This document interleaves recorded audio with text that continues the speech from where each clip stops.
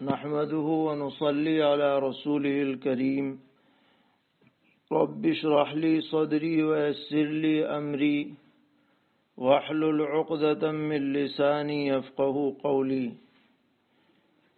محترم سامعین، اس وقت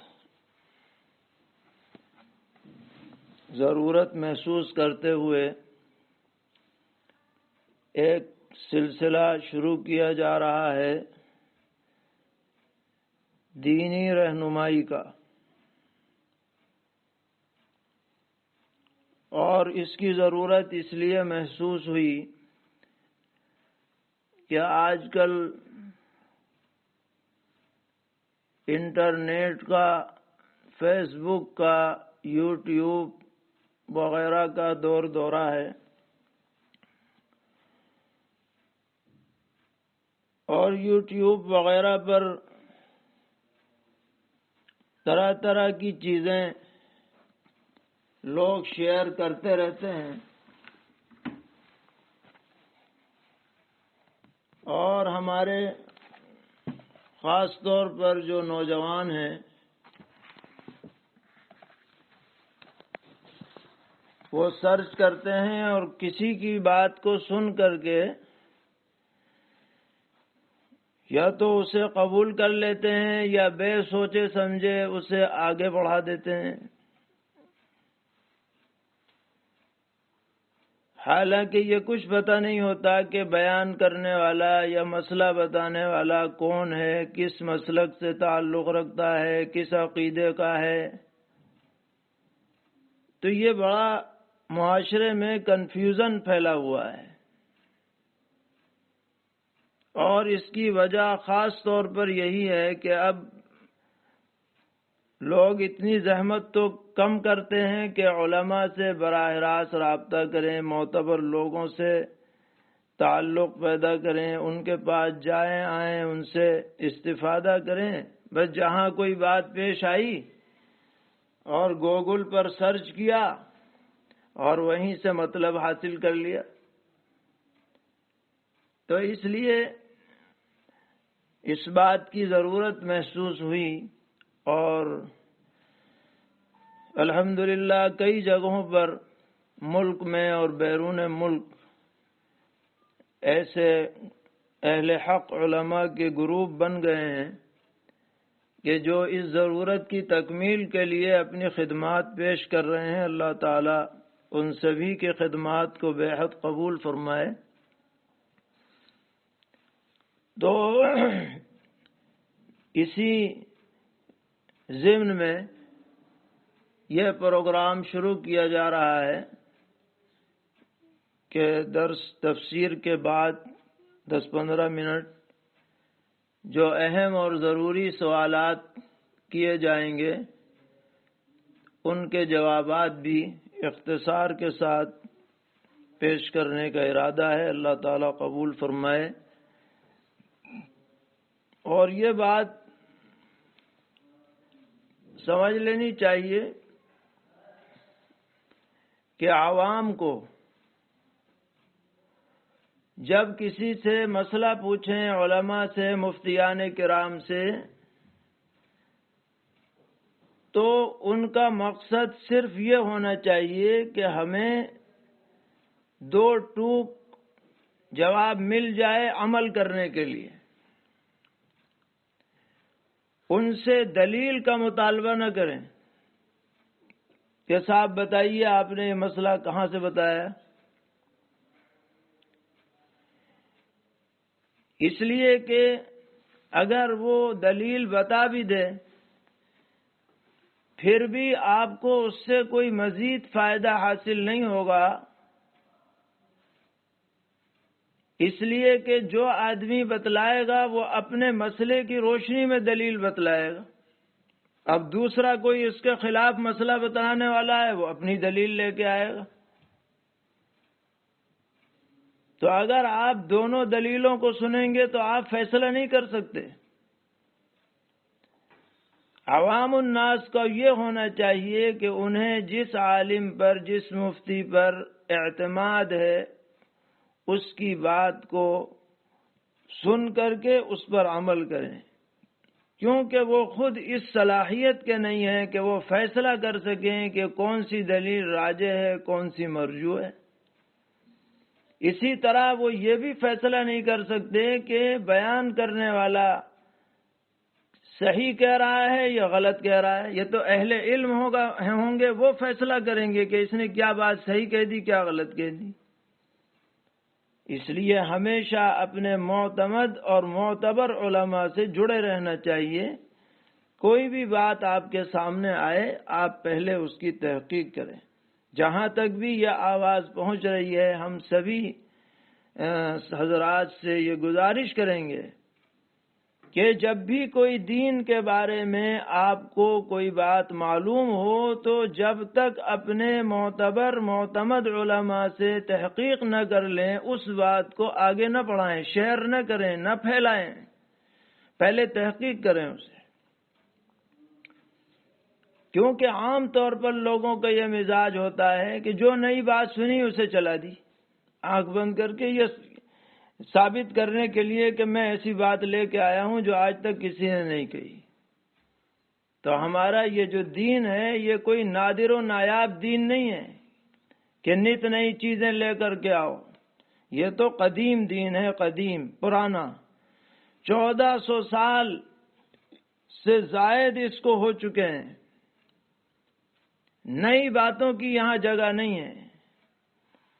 نئی بات بھی قبول وہی ہوگی کہ جس کا جوڑ قدیم سے ہو، سلف صالحین سے ہو، ائمہ متبوعین سے ہو، کسی بھی درجے میں اس کا ثبوت ہو، جب وہ قابل قبول ہوگی۔ اس بات کو سامنے رکھ کر ہمیں علماء سے رابطہ کرنا چاہیے۔ تو ایک فون نمبر متعین کیا گیا ہے، آپ حضرات اسے نوٹ کر لیجئے، 74 55 98 20 00 74 55 98 20 00۔ اس واٹس ایپ نمبر پر آپ جو مسئلہ پوچھنا چاہیں وہ اس پر بھیج دیں، اور مسئلہ فرضی نہیں ہونا چاہیے، جو آپ کی ضرورت کا ہے، چاہے اس کا تعلق عمل سے ہو، نماز روزہ ہے، کوئی اور بات ہے، یا کسی بات کی تحقیق سے ہو کہ ہمارے سامنے یہ بات آئی ہے، یہ صحیح ہے کہ نہیں۔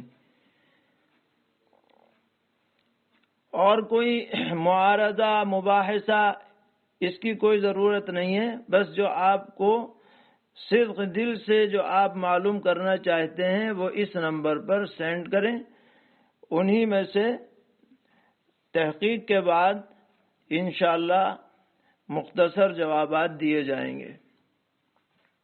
آج بھی کچھ سوالات ہمارے سامنے آئے ہیں، تو چند سوالوں کا جواب آج بھی دیا جا رہا ہے۔ ایک سوال یہ آیا تھا کہ ایسا حلال جانور جو نہ تو نر ہو نہ مادہ، اس کے کھانے کا کیا حکم ہے؟ مثلا بکری ہے، وہ نہ نر ہے نہ مادہ، تو اسے ذبح کر کے، اللہ کے نام پر ذبح کر کے اسے کھایا جا سکتا ہے یا نہیں؟ یہ سوال تھا۔ تو اس کا جواب یہ ہے کہ اس جانور کو جب اللہ کے نام پر ذبح کر دیا جائے تو کھانے میں کوئی حرج نہیں ہے۔ البتہ فقہا نے یہ لکھا ہے کہ ایسے جانور کی قربانی نہ کی جائے۔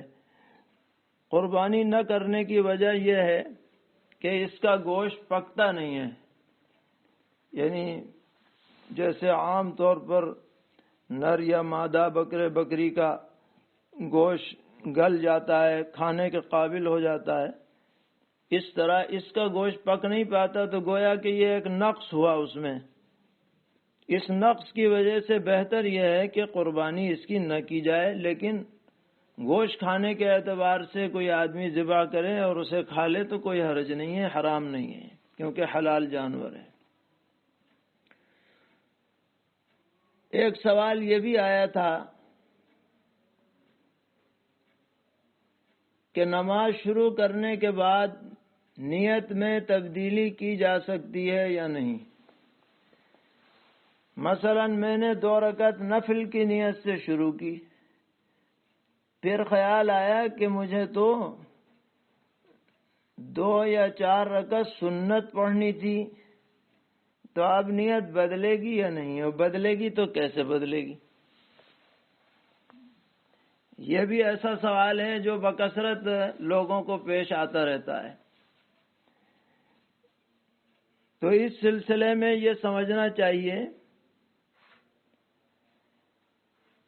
کہ جتنی بھی سنت نمازیں ہیں شریعت میں، یہ سب نفل کی کیٹیگری میں آتی ہیں۔ گویا نفل کے درجات ہیں، کوئی سنت موقدہ ہے، کوئی غیر موقدہ ہے، کوئی عام نفل ہے،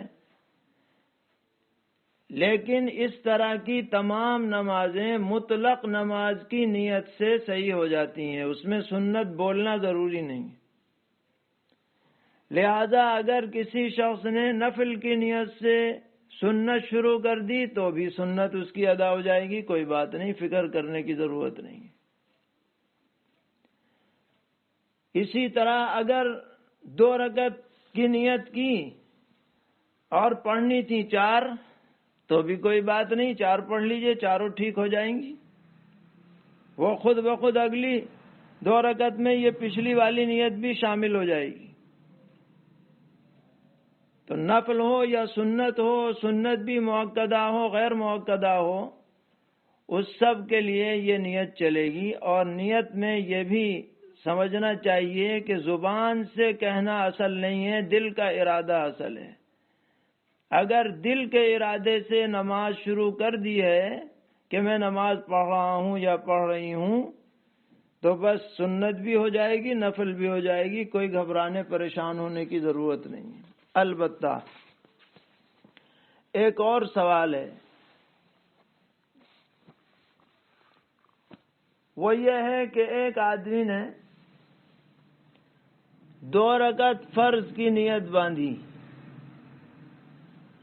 پھر اسے یاد آیا کہ اسے تو 4 رکعت پڑھنی تھی۔ اس کی مثال یہ ہے کہ اسے ظہر کی نماز پڑھنی ہے، فرض کرو، اور ظہر کی نماز میں اس نے نیت جو کی وہ یہ کر لی کہ میں 2 رکعت نماز ظہر پڑھ رہا ہوں یا پڑھ رہی ہوں، حالانکہ ظہر تو 2 نہیں ہوتی، ظہر تو 4 ہوتی ہے مقیم کے لیے۔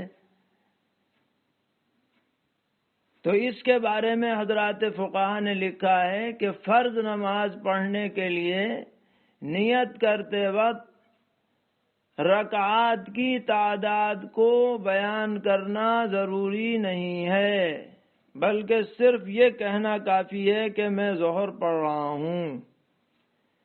جب رکعات کی تعداد بیان کرنا ضروری نہیں ہے تو اگر اس میں کوئی غلطی ہو جائے تو یہ غلطی مضر بھی نہیں ہے۔ لہذا اگر غلطی سے ظہر کی 4 کے بجائے 2 رکعت کا دھیان آ گیا نیت میں، تب بھی ظہر 4 پڑھی جائیں گی اور چاروں درست ہو جائیں گی، کوئی بات نہیں ہے۔ شریعت میں اس میں گنجائش دی گئی ہے، بس اتنا کہنا کافی ہے، میں ظہر پڑھ رہا ہوں، میں عصر پڑھ رہا ہوں، مغرب پڑھ رہا ہوں۔ تعداد رکعات کا تذکرہ کر دو تو بھی حرج نہیں اور نہ کرو تو بھی کوئی حرج نہیں، غلطی ہو جائے تب بھی کوئی حرج نہیں، مگر دھیان فرض کا رہنا چاہیے۔ آج ایک اور سوال آیا کہ کوئی انسان کیا کسی جنات کی اقتداء میں نماز پڑھ سکتا ہے؟ سوال یہ کیا گیا تھا کہ کسی جگہ پر تراویح ہو رہی تھی تو وہاں کسی جنات نے پڑھنے والوں سے کہا کہ ہم بھی یہاں تمہارے ساتھ شریک ہوتے ہیں، تمہیں پتہ نہیں چلتا اور ہم میں بھی حافظ موجود ہیں، ایسا کرو کہ 10 تو تم لوگ پڑھا دیا کرو، 10 ہم پڑھا دیں گے۔ یہ سوال کیا۔ تو یہاں پر جواب یہ ہے کہ جنات کی 2 شکلیں ہیں۔ ایک تو یہ کہ وہ نظر نہیں آ رہے، ہوا میں ہیں، تو ان کی امامت صحیح نہیں، کیونکہ امام تو وہ ہونا چاہیے جو پتہ تو چلے کہ امام ہے۔